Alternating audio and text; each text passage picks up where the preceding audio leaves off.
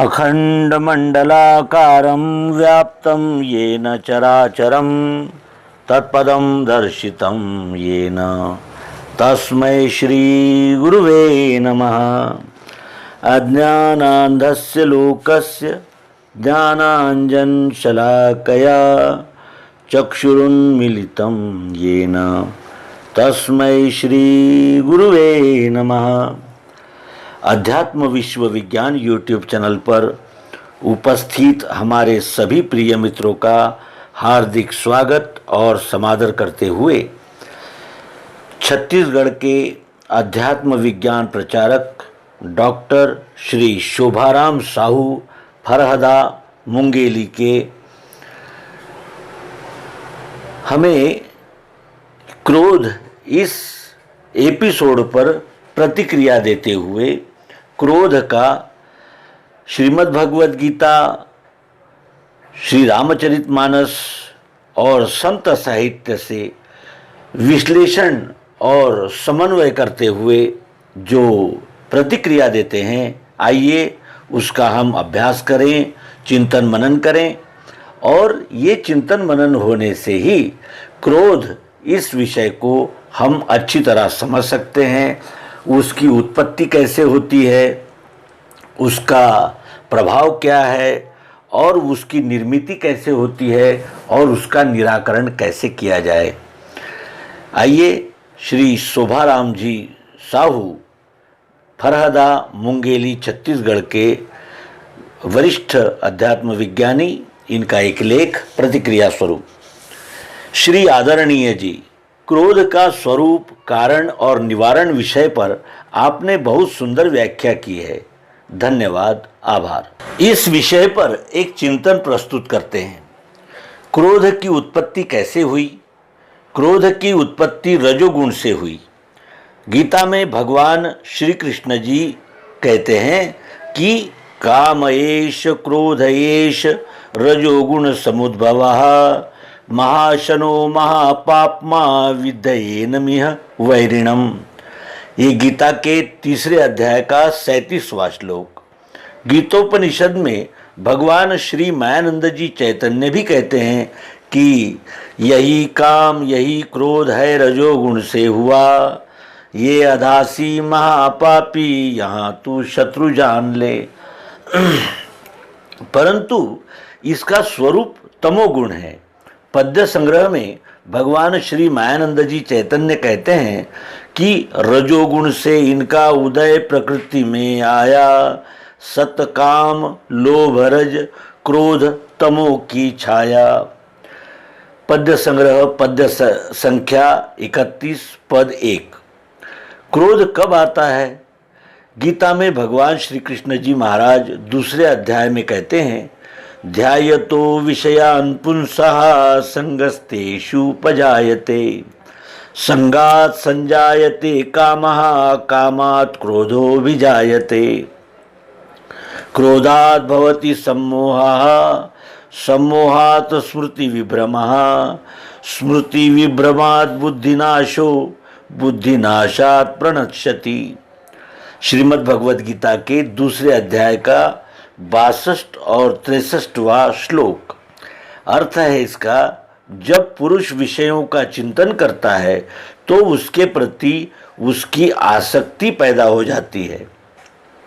आसक्ति से उसे प्राप्त करने की कामना होती है।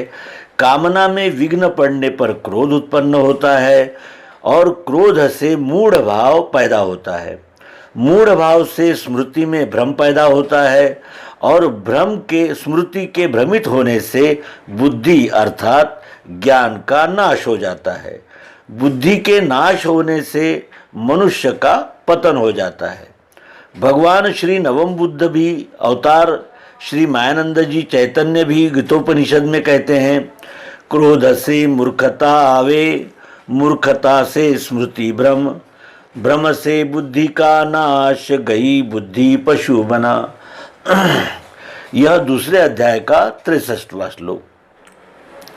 इस संदर्भ में सूरदास जी का एक भजन है, जगत में क्रोध बड़ा वैताल, ताल ठोक कर बड़ों बड़ों को पहुंचाता पाताल, जगत में क्रोध बड़ा वैताल।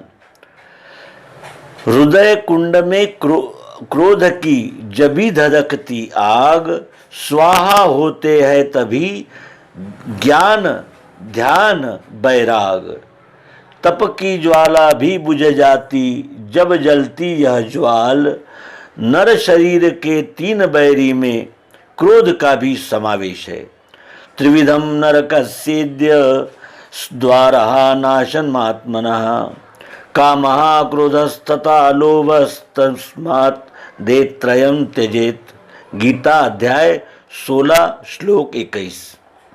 गीतामृत सार में भगवान कहते हैं कि काम क्रोध और लोभ यह नरक द्वार है तीन, बोध सहित इनसे बचे है वह बुद्धि प्रवीण।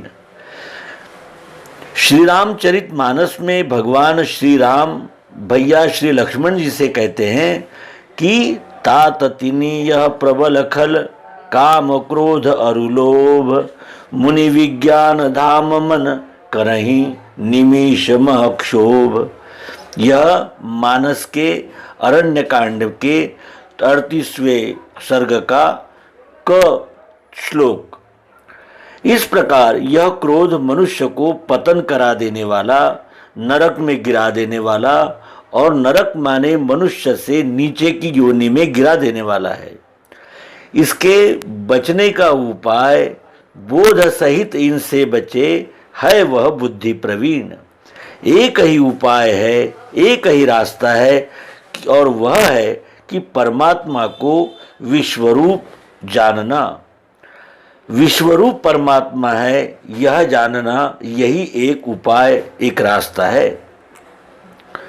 उपनिषद मंत्र में कहा गया है, तमेव विदित्वाति मृत्युमेति नान्यः पंथः विद्यते नाय।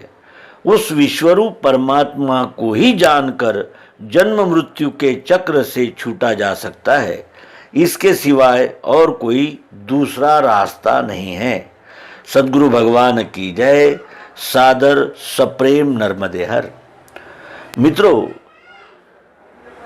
श्री शोभाराम जी साहू, इनकी इस प्रतिक्रिया से और अधिक स्पष्ट होता है कि काम क्रोध और लोभ ये तीन नरक के द्वार हैं और काम से लोभ और क्रोध की निर्मिति होती है और इसीलिए विश्वरूप परमात्मा को जानकर अपने व्यष्टि अहंकार को विश्वरूप में लय करने पर ये काम क्रोध और लोभ ये तीनों शमन हो जाते हैं, इनका शम हो जाता है और जिससे हमारे उद्धार का, हमारे भवसागर के तरन तारण का मार्ग प्रशस्त हो जाता है। काम क्रोध और लोभ यही माया यानी इस आत्मरूप पर आच्छादन है और इस आच्छादन को दूर करने पर हम आत्मरूप ही है और उस आत्मरूप का साक्षात्कार, आत्मरूप का बोध करने पर हम समत्व में स्थित हो जाते हैं और फिर जानत तुम ही होई जाई। विश्वरूप को जानकर हम विश्वरूप ही हो जाते हैं और इसी सद्भावना और सत्संकल्प के साथ इस अंक को विराम देंगे। नर्मदे हर। सद्गुरु भगवान की जय। विश्वरूप परमात्मा की जय। ओम शांति शांति।